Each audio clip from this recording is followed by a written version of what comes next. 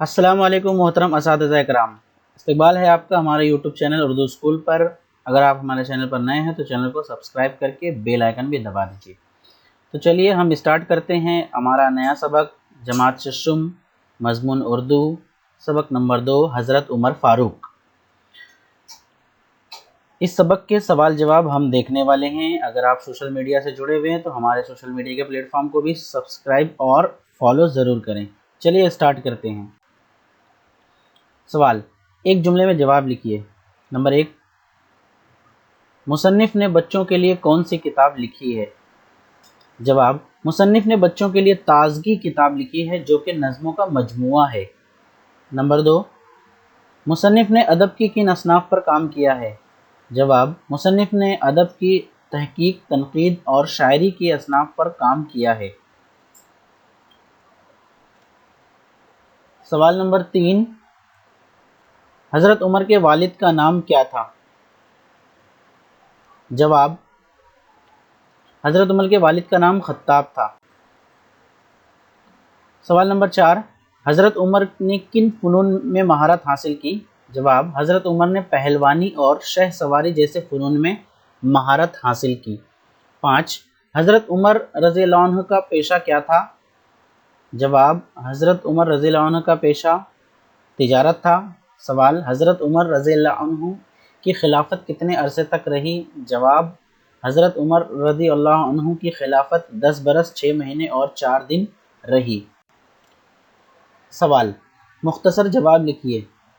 Number 1، حضرت عمر رضی اللہ عنہ کس کس طرح لوگوں کے کام آتے تھے؟ جواب، حضرت عمر رضی اللہ عنہ مجاہدین کے گھروں پر جا کر خیریت معلوم کرتے، عورتوں کو بازار سے سودا منگوانا ہوتا تو لا دیتے، میدان جنگ سے ان کے نام خطوط آتے تو خود گھر گھر جا کر انہیں پہنچاتے، اور ان کو جواب بھجوانا ہوتا تو خود لکھ دیتے۔ وہ نابینا، بیمار اور معذور لوگوں کے گھر پر جا کر ان کے کام کر دیتے تھے۔ سوال نمبر 2، معذور شخص نے حضرت عمر رضی اللہ عنہ سے نوکر کیوں مقرر کیا؟ جواب، ایک مرتبہ حضرت عمر رضی اللہ عنہ لوگوں کو کھانا کھلا رہے تھے، انہوں نے دیکھا کہ ایک شخص بائیں ہاتھ سے کھا رہا ہے۔ آپ رضی اللہ عنہ کے دریافت کرنے پر اس نے بتایا کہ ایک جنگ میں اس کا دایاں ہاتھ جاتا رہا۔ آپ رضی اللہ عنہ بہت رنجیدہ ہوئے، اس لیے آپ رضی اللہ عنہ نے اس معذور شخص کے لیے نوکر مقرر کیا۔ نمبر 3، حضرت عمر رضی اللہ عنہ کس طرح زندگی گزارتے تھے؟ جواب، حضرت عمر رضی اللہ عنہ انتہائی سادہ زندگی گزارتے تھے۔ وہ معمولی لباس پہنتے، بہت ہی سادہ غذا استعمال کرتے اور مسجد کے کسی گوشے میں مٹی کے فرش پر لیٹ جاتے۔ سوال، تفصیل سے لکھیے کہ خلافت کا کام چلانے کے لیے حضرت عمر رضی اللہ عنہ نے کیا نظام قائم کیا؟